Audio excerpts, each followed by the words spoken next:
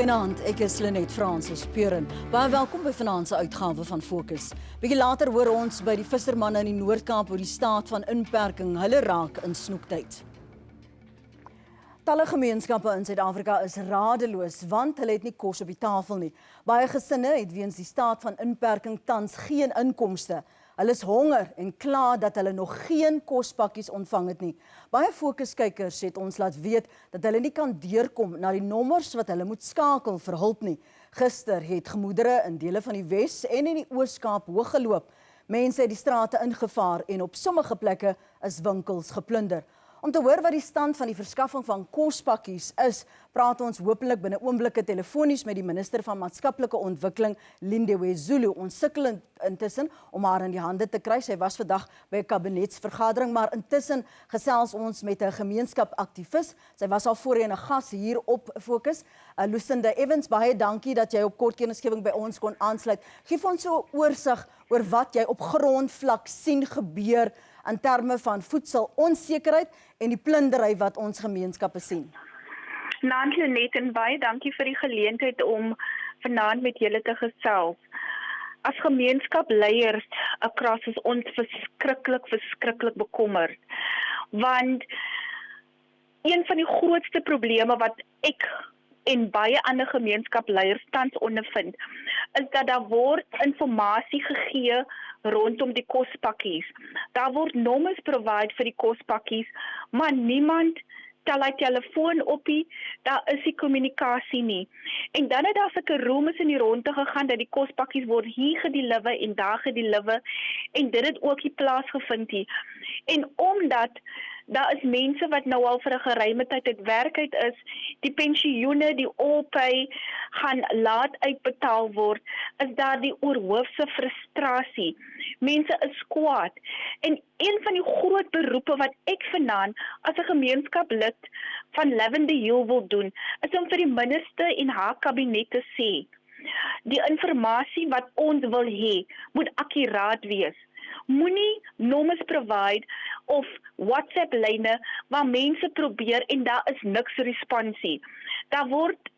Ons almal sit op hittekole want iemand sê dat die kospakkies kom na die kant toe, die kospakkies kom na daai kant toe. En wat gebeur is dat die gemeenskap gaan na die venues en van die venues se skole. Ek is bekommerd. Ons is bekommerd dat mense se frustrasies gaan oorloop en ons skole gaan gevandaliseer word. Ons kinders moet terug gaan skool toe. Ons is bekommerd as 'n aktivis en my narrative is die protection van vroue en kinders, Lenet. Ons op die oomblik kook vir 1500 kinders. Ons het nog eens gekom by die bejaardes en by die gestremdes nie. En hier waar ek operate, hier waar ons oor 6 sites werk, en ek wil baie dankie sê vir al die aktiviste across, wat met die klein bietjie wat hulle het, die befondsing kom van mense. Die befondsing tans kom nie van die regering nie. So daar is groepe wat genoem word CAN, wat vir mekaar ondersteun, wat vir ons ondersteun, en met die bietjie wat ons het, probeer ons miracles maak. Maar ons is in 'n krisis, Lenet. Ons kan sien ons lyne groei van 'n groep waar ons, die eerste groep wat ek mee begin het, waar daar nie 200 kinders gekom het. Nou sien ons 200 tot 400 kinders across, en dan kom maar groot mense ook. Ons het prioriteite, en die prioriteit is dat ons wil seker maak dat die kinders eet, en wat oor is vir die groot mense. Maar ons kan ook sien, daar is die build-up van desperation. Ons sukkel met social spacing, Lenet. Dankie vir jou tyd vanaand op Fokus en dat ons op kort kennisgewing met jou kon praat. Lucinda Evans, gemeenskapsaktivis daar in die Weskaap. Ons kom nou na die minister van Maatskaplike Ontwikkeling Lindiwe Zulu. Ons het gesê ons probeer om haar in die hande te kry, want sy wil spesifiek met met ons praat oor die stand van sake, die planne vorentoe, omdat baie van ons kykers kla oor die frustrasie om daardie tolvrye nommers te skakel en dat hulle nie toegang tot daardie kospakkies het nie. Thank you so much for joining us this evening, Minister. I know that you are very busy and that you've been caught up this morning and tomorrow as well in cabinet meetings. Talking about those cabinet meetings, we just spoke to an activist who was expressing the frustration in the community about food insecurity. We've seen the looting. You and your fellow ministers are discussing, amongst other things, the economic plan of how we're going to deal with COVID-19, particularly your portfolio. Give us some key insights in what of the areas that you are addressing to address the backdrop of what we've seen in South Africa recently. Well, first and foremost, we would like to thank all the communities and everyone who's doing their best to support our programs, government programs, which are meant first and foremost to reduce the number of infections, but also to deal with those that have been infected already. We'd like to call upon each and every member of our communities to really appreciate that this is something we did not call upon ourselves. It's something that landed on us unplanned, but one thing I can assure you is that we've put all our resources, human and otherwise, to make sure that South Africa is safe as far as possible. And that's why the call that we made to our communities that we cannot deal with this on our own. We cannot deal with this challenge without connecting and cooperation and coordination, both in government, but also with our communities, because here's what I think is very important. What is important is that we should not allow other people undermine the efforts, both of government, of the private sector, of NPOs, of civil society, because from where I stand as the Minister of Social Development, I can see the connection and network that we are having in addressing this challenge, but obviously it's not adequate. It still needs us to put together because we are far from solving this problem. We've heard a lot of frustration about the numbers available for people to phone, and also that they know where they can access it, but when they get there, there is nothing. Give us an insight into your budget, what has been allocated, and how much has been distributed thus far.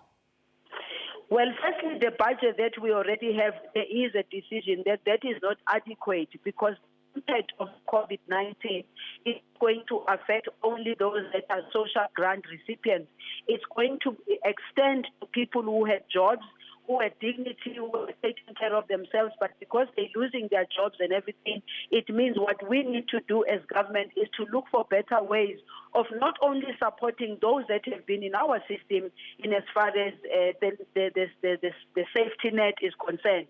We need to expand the safety net so that those people who are picking up on the streets, those ones who are working on the streets, those ones who are losing their jobs, we need to find a way of bringing them into our platform so that we can be able to help them. The figures so far are really, really small, so I don't even want to get into that because earlier on this morning, I spoke about the fact that we've got 9 provincial footprints which belong to the Department of Social Development as well as SASA. And within those, we've got 235 community nutrition development centers in all the provinces. We've got these centers are the centers that we are going to use to expand on to go beyond the normal people that we accept. SASA, as I'm speaking to you right now, is sitting and having a conversation with networks to try and assist us in building capacity from a point of view of call center, because we have call centers that were just catering under normal circumstances. Now we need more call centers where people can be able to call in and get the kind of support that they need. As soon as we've set up with those, with the numbers and all, including employment, because remember, when we have call centers, somebody has to sit behind the call center. We've got a problem of COVID, we've got a problem of movement, so we're doing the best that we can to reach everyone. Let me also say, while we want to reach everyone, there has to be an appreciation that our reaching everyone depends on us also ensuring that we've got a system that is workable and accessible. So it's not possible for us to wake up in the morning and be able to cover everybody without a proper plan, because who needs to be able to get support from us must be those that really are in the worst of situations, who deserve it, so that we don't have double dipping. Other people, they get support this side and they still have to come back to government. So the call that I'm making as a Minister of Social Development, firstly, is that we are very much aware of the impact that COVID is going to cause in terms of job losses, in terms of our economy, but we are a government that's sitting and saying, what can we do to reach out to those in particular that are going to be most needy? And I know some people are saying to me, yeah, wait for processes while people are hungry. But here's the bottom line. We need to also make sure that we create systems that are going to be accessible to people, because it's no point throwing figures in the air and then when people want that support, they don't get that, they're not able to access it. So we're going to use our existing system, scale them up, ramp them up so that they cover much more than we've been covering as a Department of Social Development as well as SASA. Minister, thank you so much for your time this evening. We hope to speak to you more extensively in the future when those plans are known and the way forward. Dit was die minister van Maatskaplike Ontwikkeling Lindiwe Zulu. Na die breek praat ons verder met Lucinda Evans. Ek wil graag ook haar reaksie toets na aanleiding van wat die minister so pas met ons gedeel het. Bly ingeskakel. Dis Fokus. Ons is regstreeks en ons is nou terug.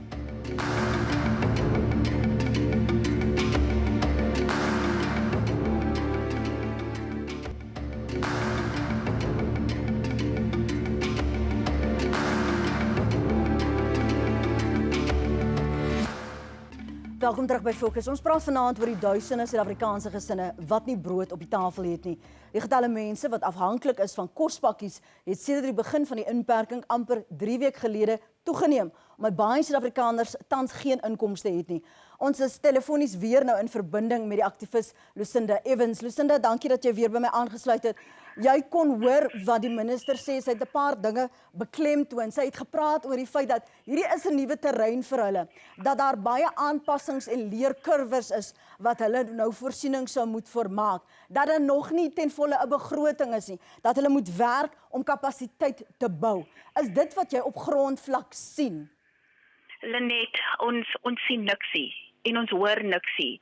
En ek hoor wat die minister sê, want ons praat oor mense se lewens. Surely, die minister kan 'n emergency activation in alle provinsies doen, sodat as op nasionale vlak, nasionaal nog nie ready is nie, af die budget vir die provincial government, Weskaap, en laat die province so lang voortou neem en national moet follow. Want ons kan nie wag vir 'n sisteem nie. En met al due respek gesê aan die minister, ek hoor koltekens moet nog aangestel word, ek hoor al die prosesse moet plaasgevind word. Maar net ons is 'n geinse klok. Ons is 'n geinse klok met 'n virus wat ons immune systems attack. Nommer 2, ons moet ons immunity ophou en om ons immunity op te hou, moet ons eet. Kinders moet eet, ou mense moet eet, almal moet eet. And having said this, Lenet, ek praat as 'n vrou wat in die metro bly, wat van mense wat op die platteland is? Wat van mense wat diep rural is? Wat nie 'n metro voice het nie, wat miskien nie 'n activist voice het nie, wat van hulle? Ek voel 'n bietjie geraak oor die persoon wat die kospakkie het en post met die kospakkie. Wat beteken dit vir 'n familie wat miskien vanaand voor die televisie sit, wat hy kospakkie sien en ons weet nie eintlik wanneer gaan die kospakkie kom vir die mense wat dit brood nodig het nie. En hoe prioritize ons die need? Die priority, hoe maak ons 'n verskil in 'n tyd waar die NGO's, die CBO's het by mekaar gekom. Ons het 'n stelsel uitgewerk.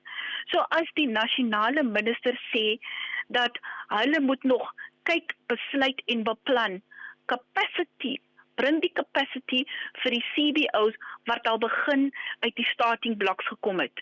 kapasiteit vir ons, kapasiteit en kry dan meer in verskillende gemeenskappe, partner met die NGO's, partner met die CBO's, partner met die existing feeding kitchens, including die feeding kitchens wat by die skole is.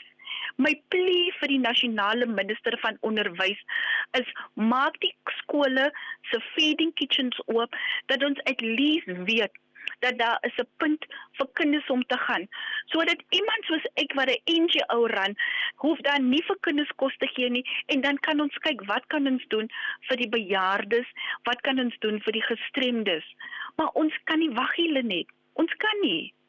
Was daar in enige stadium, want ons weet nou al 'n rukkie, sit met hierdie krisis, ek dink nie ons het die omvang van hierdie voedsel onsekerheid enigsins reg benader of bereken nie, maar ons het bestaande stelsels in plek, sy daarna verwys, soos byvoorbeeld SASSA, maar jy wil ook nie hê mense wat alreeds by SASSA ontvang, moet bakkant staan by 'n sopkombuis, en dat ook daar, sy het dit genoem double dipping, ook daar ontvang nie.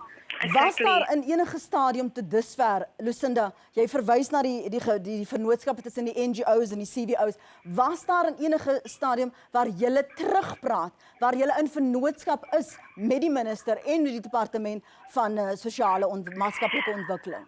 Nee, van dis hoekom ek gesê het, ek het heel aan die begin gevra, heel aan die begin, toe ons hoor dat daar 'n possible lockdown is, en ek vra dit nog steeds, waar was die emergency disaster response plan vir die rural area, vir die metro, vir die townships, vir die Cape Flats? Waar is daai planne? Wie was veronderstel om met ons te kom sit en vir ons sê reg, NPO's, jy voer in blok B. So ek as government kan kom en ek kan vir jou ietsie gee sodat jy in blok B en blok C kan doen, en dan die anders wat in blok C is, kan dan verder aangaan. Daai conversations het nog nie plaasgevind nie. Ek het ook gevra, waar is die job rooms vir die NGO's? Ons hoor die high level meetings het plaasgevind. Ons hoor daar is beplannings gemaak vir ons, sonder ons stemme. En dit is hoekom ons as NGO's en CBO's elke keer, wanneer ons praat, dan lyk dit ons beklei met die regering. Maar ons is by die punt, ek is by die punt, waar ek weer eens vra, wanneer gaan die regering met ons almal kom praat, met ons almal, coördinate ons. Ja. Ons is ready.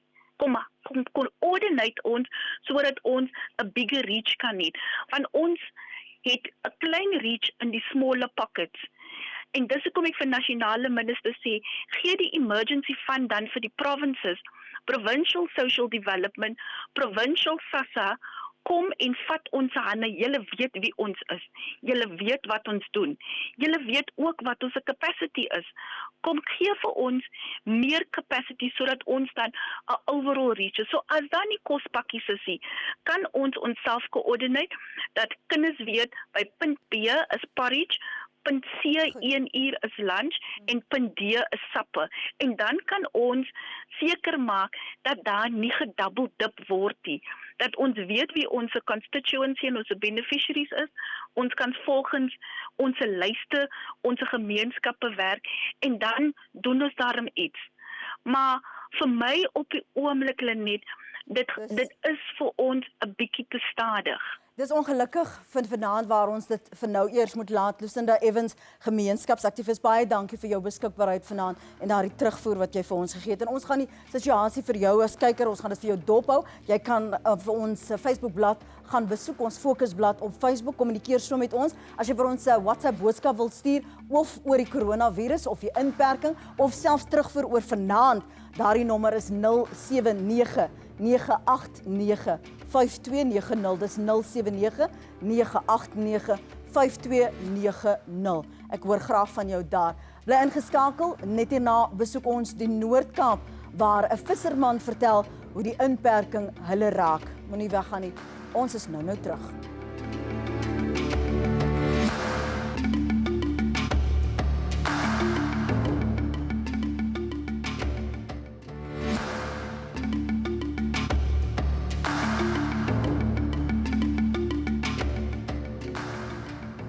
Vragmotorsbestuurders wat ook beskou word as noodsaaklike werkers tydens die inperking, het hulle kommer uitgespreek oor veral twee kwessies wat hulle tans hulle werk bemoeilik.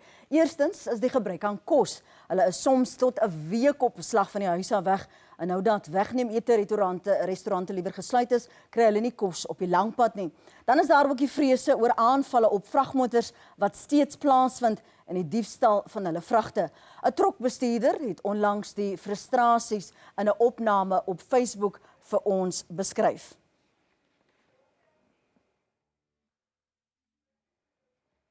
Het lyk vir my ons het op die oomblik tegniese probleme met daardie verwysing. Ons hoop om binnekort te hoor wat die trokbestuurder gesê het. En ek wil net ook daarop beklemtoon, ons het die minister van vervoer, Fikile Mbalula se kantoor genader vir die aksie op die inset. Ons gaan hopelik binnekort vir jou speel, maar volgens sy woordvoerder staan hy op die oomblik geen onderhoude toe nie en ons het ook nog geen reaksie van hom ontvang nie, maar soos jy vir Fokus ken, ons sal knaand vir hom opvolg en weer daarna kyk. Dit lyk asof ons ongelukkig nie daardie storie oor die vragmotors sal kan doen nie, maar intussen kom ons gaan na die res van die land. Dis snoektyd aan die Weskus van die Noord-Kaap. Snoekbakkies kom gewoonlik oor die paastyd haktand gelaai uit die see. Vanjaar sukkel vissers egter weens die COVID-19 inperking om hulle snoek buite die streek te verkoop. Ons het by Chad Nash, 'n gesoute visserman, gaan hoor hoe hulle nou kop bo water hou. Victor Barbary het die selfoonkamera werk vir ons gedoen en Keith Seister die regering. Ek werk nou 43 jaar op die see. Ek is in Port Nollet. Ek het in die Kaap gebly vroeër. Ek is nou 'n jaar en 'n half in Port Nollet, wat ek permanent bly. En ek wil graag praat vandag oor die vis, hoe dit gaan. En hoe die coronavirus vir ons affek. Die visseisoen, ons praat nou oor die snoek. En die coronavirus het more or less dieselfde tyd gekom. En hoe het dit ons affek? Die Kaapse mense wat die vis moet kom koop by ons, hulle kan nie in nie, due to lockdown. En ons mag nie uit nie, vissermanne kan nie hiertoe kom nie. Maar ek verstaan ook dat wat die government gedoen het hier. Die government het die lockdown gedoen om te stop die verspreiding van die coronavirus. Iets is 'n baie goeie ding in my opinie. Kyk, 'n lewe is meer werd as vis, as ek dit so mag noem. En wat ons nou doen, ons vang so omtrent ongeveer tussen 30 tot 80 snoeke per boot. Die bote, soos u kan sien, die bote bestaan uit 2-3 man op 'n boot. Ons is omtrent 15 tot 18 bote wat werk hier. As maar 'n paar bote, baie van die bote is affek omdat dit toe is en ons wag nog op papiere dat daar meer vissermanne kan gaan werk. Op die oomblik is daar net die paar bote wat werk, maar dinge kom stadig is reg. En ek het ook verstaan dat die Weskaap het dan nou 'n bietjie vis, so ek is bly vir die vissermanne dat hulle ook 'n lewe kan doen. Dit is op die oomblik wat hier aangaan. Dit is wat in die snoekbedryf aangebeur is. Ons gaan hopelik volgende week terugkeer na daardie storie oor die vragmotorbestuurders. Soos jy weet is daar plundering reg oor die land wat plaasvind en een van die kernvraagstukke is die veiligheid van vragmotorbestuurders. Ons hou daardie situasie vir jou dop. Dis 'n storie wat ontvou. Dis ongelukkig al vir vanaand. Ons is volgende Woensdag aand om 7 weer terug hier in die ateljee. Fokus word voortaan donderdag om 11:30 die oggend hier op SABC 2 herhaal, maar nou nie vir die volgende 2 weke nie. SABC 2 vervang sy normale programme tans tot en met die 1 Mei tussen 10:30 en 11:00 elke oggend met leerplangerigte programme om die skoolleerders by die huis tuis by te staan om hulle skoolwerk ten minste in hierdie tyd van inperking te kan inhaal. Maar jy kry ons nog steeds op ons YouTube kanaal. Jy soek en tik net Fokus in SABC 2. Ons lees graag jou kommentaar, jou tweets en jou voorstelle, veral ook vir vanaand. Stuur dit vir ons Fokus by sabc.co.za. Volg ons sommer ook op Fokus sodat jy jou WhatsApp boodskappe kan stuur. Ons Fokusblad op Facebook is by Fokus SABC en dan op Twitter is dit Fokus ZA. Jy kan ons gerus daar ook volg om te weet wat ons in die toekoms beplan. Baie dankie vir die saamkyk. Veilig bly, mooi bly. Gesond bly. Totsiens.